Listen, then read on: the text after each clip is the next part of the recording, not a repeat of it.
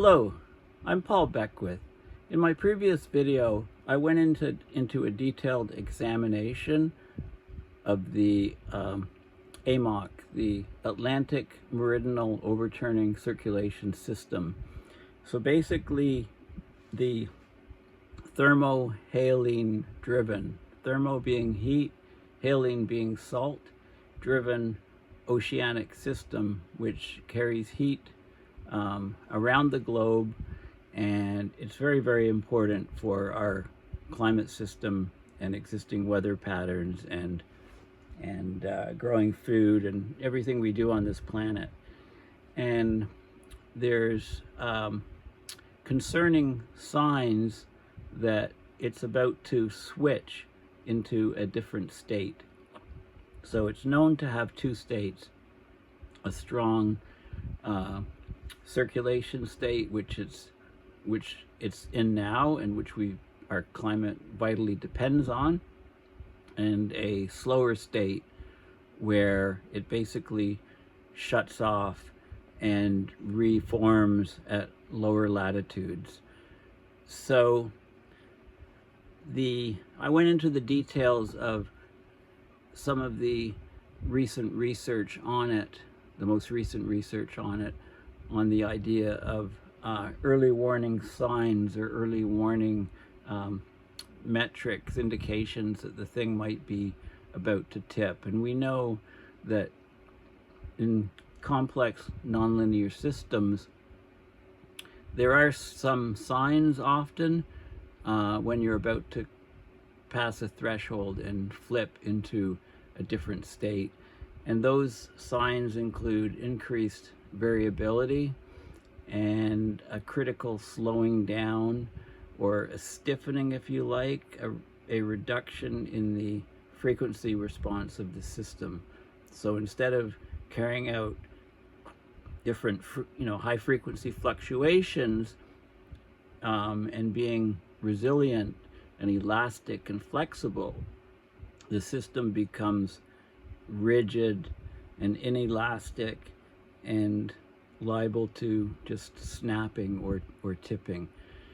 So the question remains, if the AMOC slows down and stops, if the meridional overturning ocean circulation system stops and reestablishes in the slower state, how will that affect humanity? Now, off the top of my head, a couple things come to mind. Western Europe becomes colder, Eastern Canada becomes colder, the sea level rises quite quickly off the eastern seaboard of North America. Crops are disrupted, and there's massive negative impacts on society. Well, exactly what negative impacts? So I came across this paper, which was published about 10 years ago. Actually, it was December 7th, 2011. And it's one author from Australia, Anthony J. McMichael. And the paper is called Insights from Past Millennia into the Climate Impacts on Human Health and Survival. And this paper actually has some good insights that are applicable to us now, especially if we get a shutdown of the AMOC system. Okay, so I want to go into this paper in quite a bit of detail because it's got a lot of very good points. So, climate change poses threats to human health, safety, and survival via weather extremes and climatic impacts on food yields, fresh water, infectious diseases, conflict, and displacement. Paradoxically, these risks to health are neither widely nor fully recognized. Historical experiences of diverse societies experiencing climate changes spanning multi-century to single-year duration provide insights into population health vulnerability, even though most climate changes were considerably less than those anticipated this coming century and beyond. Historical experience indicates the following. Long-term climate changes have often destabilized civilizations, typically via food shortages, consequent hunger, disease, and unrest.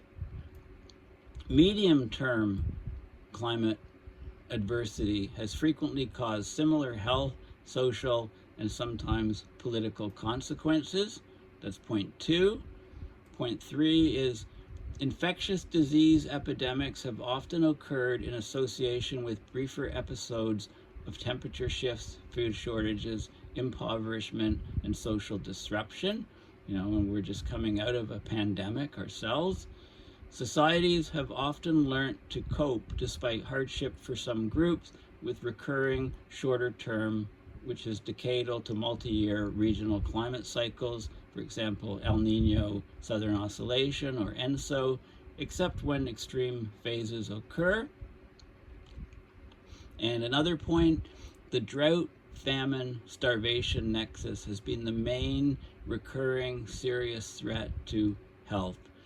Warming this century is not only likely to greatly exceed the Holocene's natural multi-decadal temperature fluctuations, but to occur faster. Along with greater climatic variability, models project an increasing geographic range and severity of droughts. Modern societies, although larger, better resourced, and more interconnected than past societies, are less flexible, more infrastructure dependent, densely populated, and hence are vulnerable. Adverse historical climate-related health experiences underscore the case for abating human-induced climate change. Okay, so those are the key points. I'm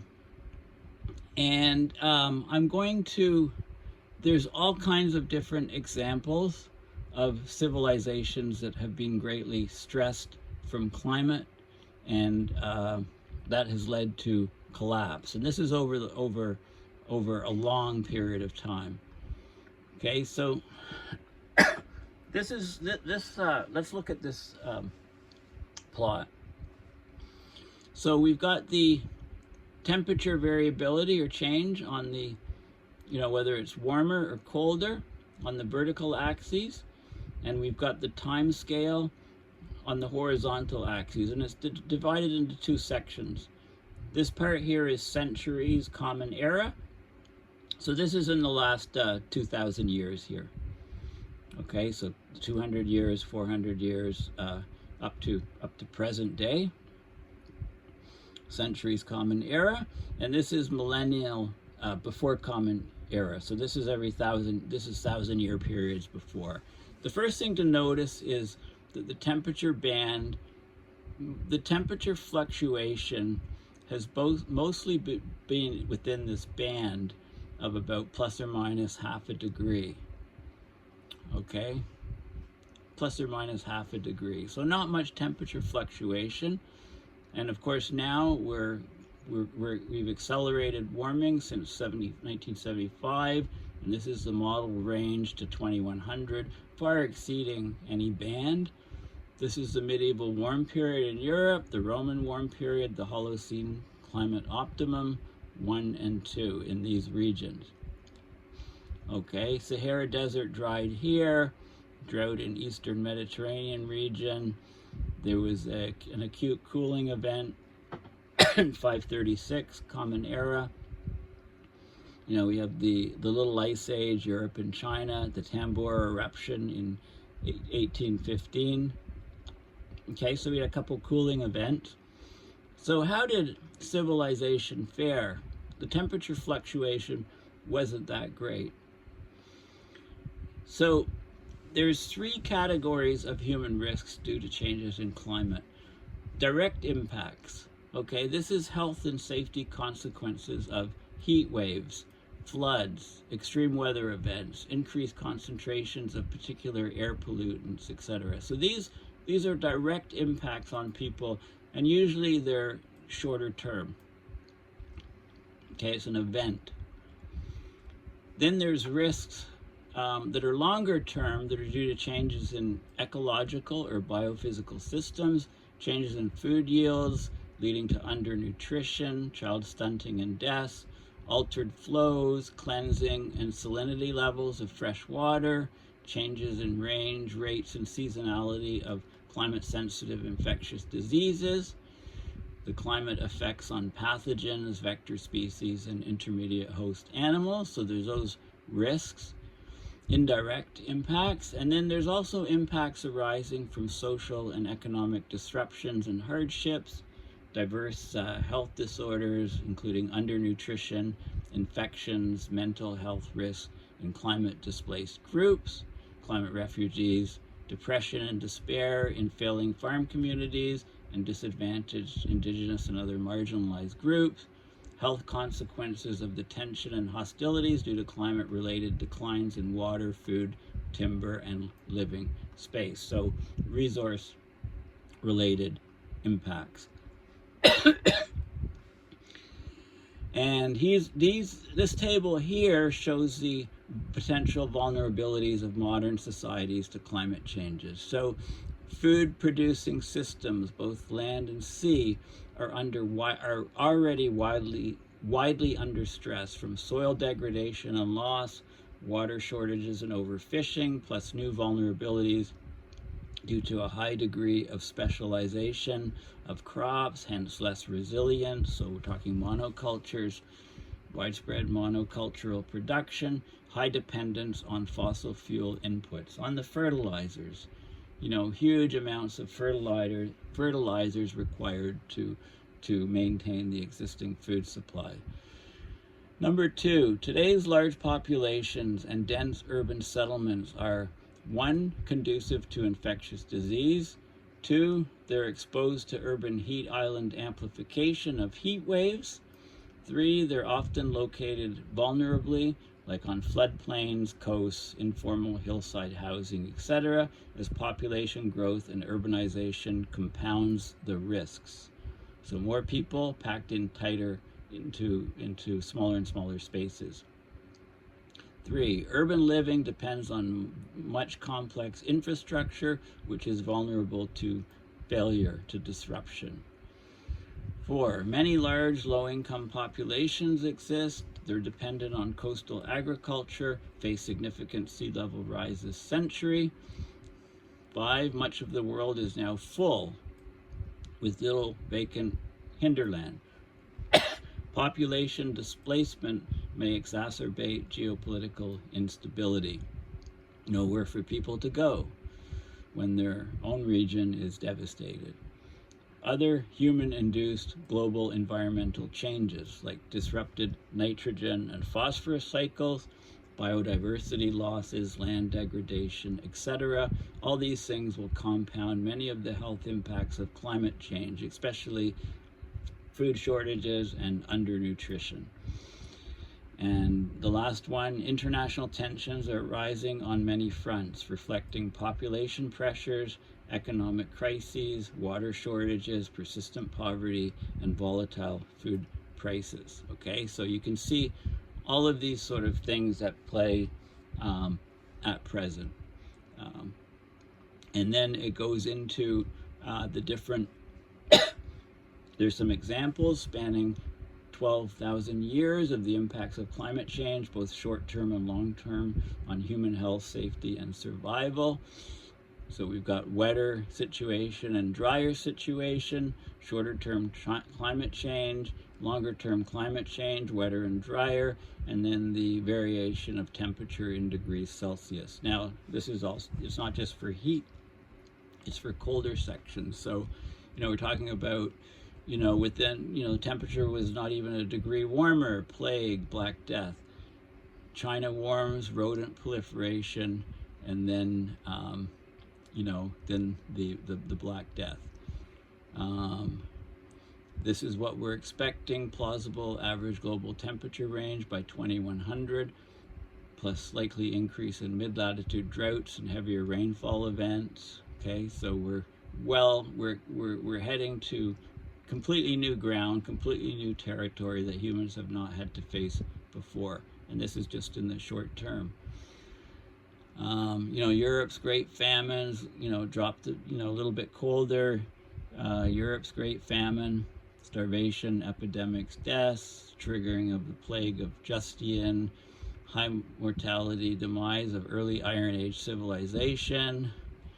Okay, so these things, this is interesting because we have a historian looking at all of these events and looking at the temperatures at the time and the wetness and dryness and making connections. So here we go, the Roman Empire spreads north, food increases, population increases, malaria extends north. Medieval Europe, food increases, population increases, declines in other areas that are dry. Nile riverine settlements collapse, for example, younger Dryas, 11,000 years before present. So he's connecting the events that have happened in history and putting them in the climate context.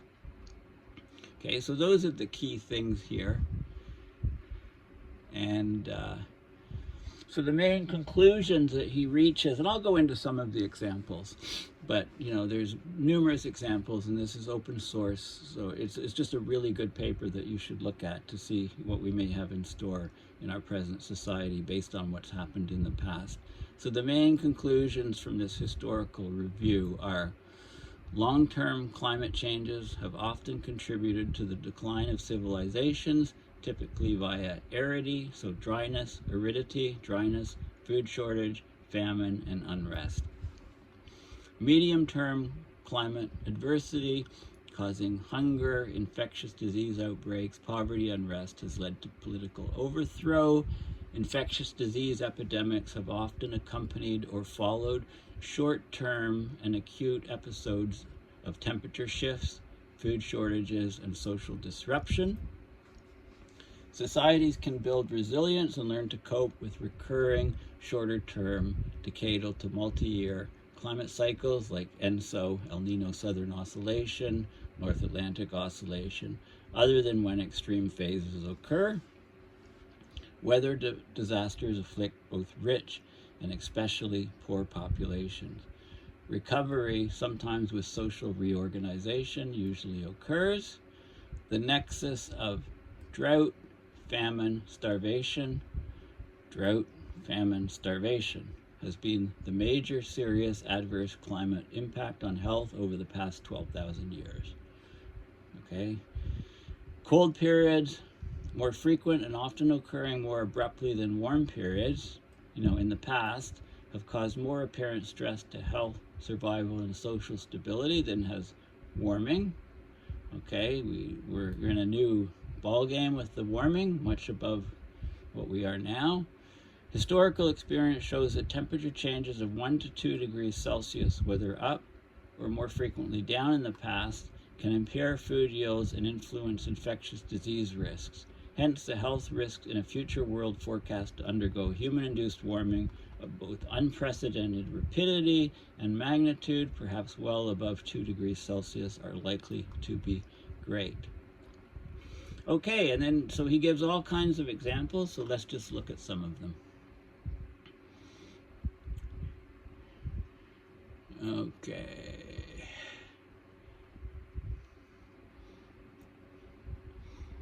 Okay, so he talks about different categories of risk, whether they're quantifiable or not. He says that written records from up to 5 millennia ago provide evidence of climate impacts on food shortages, famine, starvation, and deaths. Skeletal remains may corroborate undernutrition, micronutrient deficiencies, and increased child mortality. In contrast, for several other types of health risks, there's little historical information beyond the past century. For example, information about heat wave impacts in earlier centuries is negligible, although information about deaths and suffering from periods of extreme cold often exists. Records of major infectious disease epidemics, mostly from dynastic Egypt, and Eurasia extend back 3,000 to 4,000 years, but are rarely explicitly connected with climate conditions. But this information becomes, various plagues before the Common Era are in the biblical record. There's different records throughout history that have these events. There's debate persisting over the microbiological identity of most early plagues. They were just called plagues and poxes, or Shakespeare's agues and fevers. Could be many things, but modern molecular genetics is resolving some of these mysteries, including in relation to 3 specific strains of the bubonic plague bacterium, Yersinia pestis, as causes of 3 pandemics originating in the 6th, 14th, and 19th centuries. Okay, analysis indicates during colder periods, there was about a 35% greater probability of an epidemic and a 40% greater probability of a major epidemic than during the warmer periods. A large body of evidence, it links infectious disease outbreaks with the undernutrition, starvation, crowding, and social disruption that often resulted from or were exacerbated by climate adversity. Okay, so, they looked at, here's smallpox outbreak in the Western Roman Empire, 312 to 313 Common Era, caused by lack of winter precipitation, hunger, starvation, and pestilence. It looks at the fall of the Aztecs during a mega drought, the effect of the extremes of climate and weather on infectious diarrheal disease, cholera outbreaks connected to climate extremes.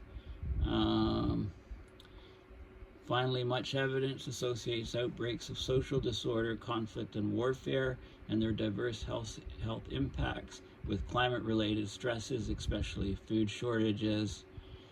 In China, over the past 1,000 years, multi-decadal climatic changes causing food shortages and hunger have often led to social unrest and armed conflict, contributing to most of the dynastic collapses.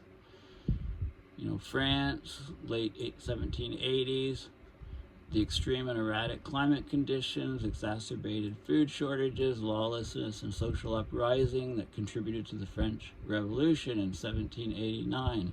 3 decades later in Europe, the cold years without a summer that followed the massive Tambora volcanic eruption in 1815 led to food crises, starvation, and the overthrow of several minor monarchies. Okay, so you can look through history at all kinds of different events and see, that climate had a huge impact. Okay, he talks about some more recent things like harvest losses on the order of 25 to 30% due to very hot periods come from Russia in mid-2010 and Central Western Europe in 2003. So some more recent things that have greatly impacted food and caused, much social unrest, over a far wider spread area than just where the actual drought was. And he looks at all the different time scales, and different events happening. Looks at what happened, the Younger Dryas event, for example, affected the Nile Valley hunger and conflict. Between 12.8 and 11.6 thousand years ago, the latter stage of the post-glaciation warming was interrupted by the major cooling phase, the Younger Dryas I talked about in the last video. Over several centuries, the temperature dropped by 4 to 5 Celsius. Archaeological research has identified several dozen Nile settlements that preceded the Younger Dryas. After that climate shock, however, only a few survived. Regional skeletal remains evince an unusually high proportion of violent deaths, many accompanied by remnants of weapons. Meanwhile, in the Nefarian Natufian region, as food supplies dwindled, most settlements disbanded. The several that managed to survive may have been progenitors of successful settled agriculture once warming resumed, culminating in the relatively stable Holocene climate. He talks about the Mayan civilization. He goes through, I mean, he talks about numerous different civilizations throughout history, food shortages in the Ming Dynasty collapse, the plague of Justinian, the Black Death beginning mid-14th century in Europe, post-Tambora cooling in Europe, late Victorian droughts, 30 to 50 million deaths in China, the Great Famine in Europe, the worst prolonged famine in the recorded history of Europe. And he talks about all, yellow fever in Philadelphia, 1793. Okay, all kinds of different impacts on human health throughout history from disruption. And that disruption is relatively narrow temperature bands disruption. So we're heading into a world of turmoil with these greatly warming temperatures. And if the AMOC just shuts down, in 5 years or 10 years or a couple decades, it's going to cause enormous turmoil on our planet. So thank you for listening, and please make sure you subscribe to my YouTube channel and subscribe to my paulbeckwith.net site. Please consider donating via PayPal to support my research and videos, and subscribe to the list so whenever there's a posting here, which happens weekly, you'll get an email letting you know that. Thanks again, and bye for now.